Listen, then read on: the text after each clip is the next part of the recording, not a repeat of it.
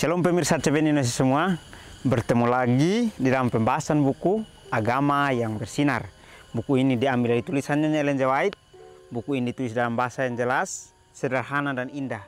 Sifatnya memberi petunjuk kepada orang yang rindu untuk belajar, pengharapan sejati bagi semua orang, kegembiraan kepada orang yang larut dalam kesedihan, dan kelegaan bagi yang letih. Buku ini juga menyuguhkan kepada kita suatu cara yang lebih baik, mengungkapkan kepada kita suatu kehidupan yang lebih sederhana dan lebih manis. Semua pembaca akan penuh dengan kegembiraan dan kesukaan, bersinar, menyinarkan kasihnya dimanapun kita berada.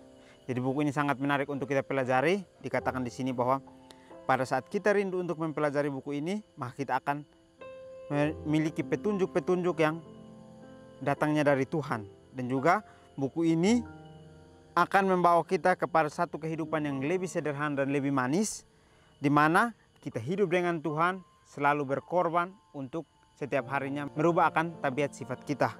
Karena pada saat kita sudah dirubah, kita akan memiliki sinar, sehingga sinar itu kita bisa bagikan dimanapun kita berada. Bacaan kita kali ini judulnya Di Rumah Orang Benar. Ayat intinya terambil dari Mazmur 118 ayat 15. Suara, sorak-sorai, dan kemenangan di kemah orang-orang benar, tangan kanan Tuhan melakukan keperkasaan. Kitalah yang membuka bagi diri kita sendiri pintu air kesengsaraan atau kegembiraan. Jika kita membiarkan pikiran kita disibukkan dengan masalah dan hal sepele di bumi, hati kita akan dipenuhi dengan ketidakpercayaan, kesuraman, dan kecurigaan.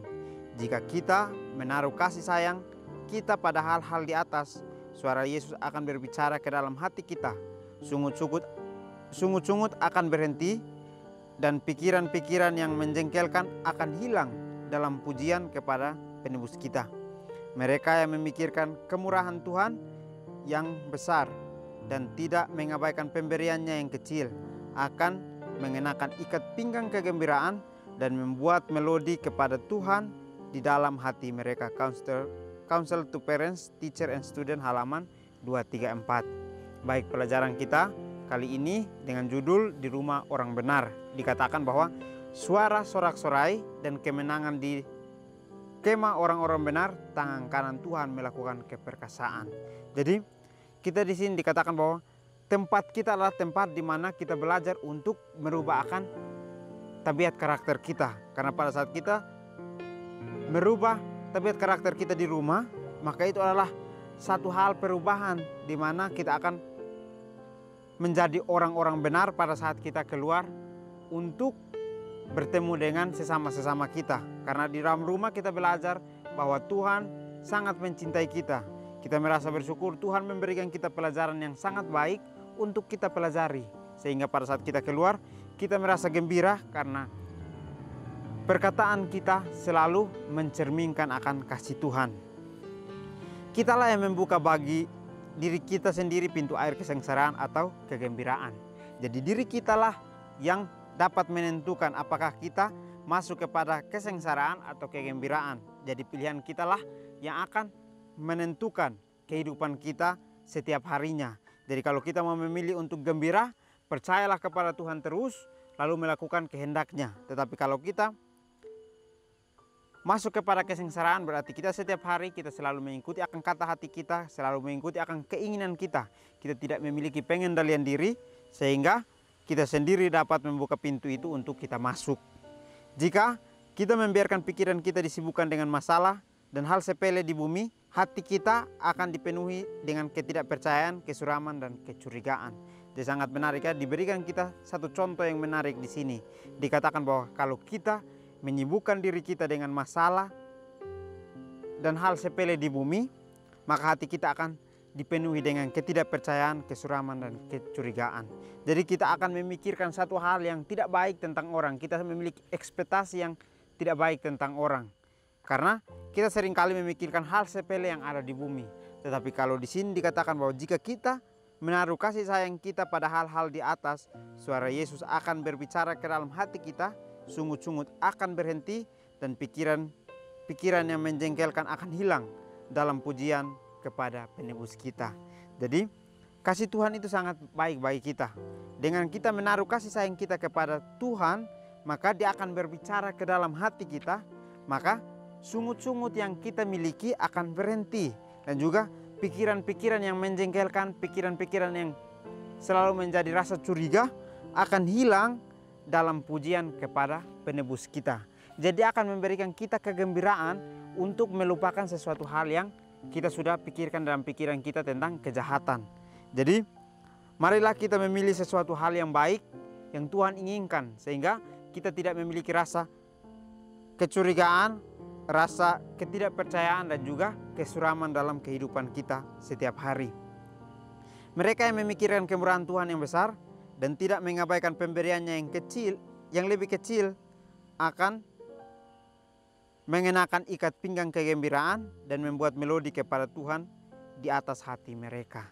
Jadi sangat menarik, pengikut Tuhan yang memikirkan tentang kemurahan Tuhan yang besar dan tidak melupakan akan kemurahan Tuhan yang kecil sekalipun, maka Tuhan akan senantiasa memberkatinya. Karena dengan apa yang kita syukuri, maka itu adalah rasa kegembiraan kita terhadap Tuhan.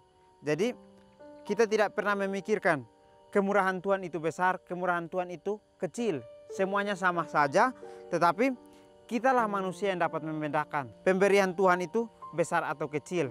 Karena hati kita bisa menentukan apakah pemberian Tuhan itu besar atau kecil, karena ini adalah sifat manusia yang seringkali kita miliki. Jadi pemberian Tuhan itu semuanya sama, tetapi kitalah yang membedakan besar dan kecilnya. Tetapi pada saat kita membedakan, mungkin seringkali yang kecil kita mengabaikan, sehingga kita tidak memiliki rasa bersyukur kepada Tuhan. Jadi di sini dikatakan bahwa akan menggunakan ikat pinggang kegembiraan. Jadi kita pada saat bersyukur dengan pemberian Tuhan yang besar dan kecil ini, maka kita akan merasakan kegembiraan tersendiri dalam kehidupan kita pada saat kita mengikuti Tuhan. Kita sendiri akan membuat melodi kepada Tuhan dengan hati kita sendiri. Jadi kegembiraan itu akan muncul dalam hati kita pada saat kita merasa bersyukur kepada Tuhan. Hendaklah ada nyanyian di rumah, yakni nyanyian-nyanyian yang indah dan merdu, dan yang sedikit saja kata-kata mencela, tetapi yang lebih banyak kata-kata menggembirakan dan pengharapan serta sukacita. Seri Membina jilid 3 halaman 154. Jadi sangat menarik ya, kita diajak kembali untuk kita memiliki nyanyian di rumah kita, nyanyian kebenaran di dalam rumah kita, di mana nyanyian-nyanyian yang indah dan merdu, sehingga pada saat kita nyanyikan itu bisa menjadi satu kegembiraan dalam hati kita. Karena kita harus memiliki nyanyian-nyanyian yang indah dan merdu, dan yang sedikit saja kata-kata mencela, dan lebih baik kata-kata menggembirakan dan pengharapan serta sukacita. Jadi kita diberikan di sini bahwa sedikit saja kata-kata mencela, tetapi pengikut Tuhan harus bisa berusaha untuk tidak memiliki kata-kata untuk mencela, tetapi yang lebih banyak adalah kata-kata menggembirakan, pengharapan serta sukacita yang selalu ada di dalam kehidupan kita sehari-hari. Jadi pembelajaran yang Tuhan berikan ini sangat menarik untuk kita pelajari, karena Tuhan ingin supaya kita semua mengikutinya, tidak ada yang tidak mengikutinya. Tetapi kembali kita diberikan pilihan untuk menentukan apakah kita mau untuk mengikuti Tuhan atau mengikuti akan pilihan hati kita, sehingga kitalah yang dapat membuat pintu kesengsaraan itu. Dalam satu hal, ayat itu adalah iman keluarga yang meletakkan di atas mezbah keluarga korban pagi dan petang. Tetapi istri dan anak harus bersatu dalam doa dan ikut menyanyikan lagu pujian. Pada hari sebelum dia meninggalkan rumah untuk tugasnya sehari-hari, baiklah ayah mengumpulkan anak-anaknya di sekelilingnya sambil menundukkan kepala di hadapan Tuhan, menyerahkan mereka ke dalam pemeliharaan Bapa di surga. Bila mana urusan pada hari itu sudah selesai, biarlah keluarga bersatu lagi dalam doa syukur dan nyanyian pujian, mengakui akan pemeliharaan ilahi sepanjang hari itu. Seri Membina jilid 4 halaman 370 dan 371. Baik, di akhir pelajaran kita sangat menarik ya. Diberikan satu ilustrasi yang sangat menguatkan akan hati dan iman kita. Dikatakan bahwa di dalam satu hal ayah itu adalah iman keluarga. Jadi seorang ayah adalah seorang imam yang memimpin akan keluarga itu, yang meletakkan di atas mezbah keluarga korban pagi dan petang. Jadi tugas ayah adalah untuk menaungi atau untuk menjadi imam untuk keluarga. Tetapi istri dan anak haruslah bersatu dalam doa dan ikut menyanyikan lagu pujian. Jadi bukan hanya tugas ayah saja, tetapi di sini untuk menyanyikan pujian kebenaran itu berarti harus ada kerjasama antara ayah, istri, dan anak. Sehingga semua lagu pujian itu dapat dinyanyikan dengan indah dan merdu. Jadi pada hari sebelum dia meninggalkan rumah untuk tugas sehari-hari, baiklah ayah mengumpulkan anak-anaknya di sekelilingnya dan sambil menundukkan kepala di hadapan Tuhan, menyerahkan mereka ke dalam pemeliharaan Bapa di surga. Jadi sangat menarik ya. Sebelum kita meninggalkan rumah untuk melakukan tugas aktivitas kita sehari-hari, marilah kita mengumpulkan akan seisi keluarga kita untuk kita bisa menaikkan pujian kepada Tuhan, untuk meminta agar kita dipelihara supaya kita selalu berada dalam pemeliharaan Tuhan, sehingga aktivitas kita sepanjang hari tidak terganggu dan juga tidak menjadi hambatan aktivitas kita, tetapi kita harus terus bergembira untuk melakukan sesuatu yang menjadi pekerjaan kita sepanjang hari. Jadi tugas ayah ini sangat menarik ya. Dikatakan bahwa dialah yang menjadi pemersatu untuk bisa korban itu diterima oleh Tuhan. Jadi tugas ayah adalah menyiapkan korban itu di atas mezbah untuk bisa dikorbankan. Tetapi tugas istri dan anak juga bukan tidak penting, tetapi sangat penting di sini. Mereka juga harus bersatu dalam doa dan ikut menyanyikan lagu pujian. Jadi ketiga-tiganya sangat berkaitan. Kalau tidak ada istri dan anak, maka tidak akan ada pujian yang indah kita nyanyikan kepada Tuhan. Bila urusan pada hari itu selesai, biarlah keluarga bersatu lagi dalam doa syukur dan nyanyian kepada Tuhan, mengakui akan pemeliharaan ilahi sepanjang hari itu. Jadi pada aktivitas sehari kita sudah selesai dan kita sudah kembali lagi bersatu di dalam keluarga atau di dalam rumah, maka kita harus berkumpul lagi untuk menaikkan doa rasa syukur kita kepada Tuhan dan menyanyikan pujian, mengakui akan pemeliharaan ilahi sepanjang hari yang sudah diberikan kepada kita. Jadi sangat menarik ya.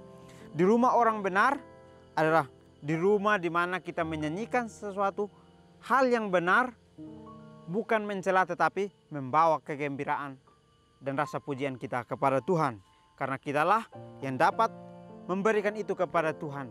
Kita tidak bisa memberikan sesuatu hal yang mungkin dilihat sangat berharga, tetapi dengan pemberian kita, dengan merasa bersyukur, Tuhan sudah senang dengan akan kita. Jadi marilah kita belajar lagi untuk menjadi orang yang benar di dalam rumah kita, sehingga pada saat kita keluar kita bisa menggunakan kebenaran itu menjadi contoh di sesama-sesama kita. Jadi sangat menarik, dari bukunya saja dikatakan bahwa kita harus bersinar untuk menyinarkan kasihnya dimanapun kita berada. Jadi inilah ajakan kepada kita untuk kita bisa menjadi orang benar di dalam rumah, lalu pada saat kita keluar kita bisa memberitahukan akan kebenaran itu. Mungkin ini saja pelajaran yang dapat saya bahas. Kiranya kita bertemu lagi di pertemuan selanjutnya. Kiranya Tuhan Yesus memberkati kita semua.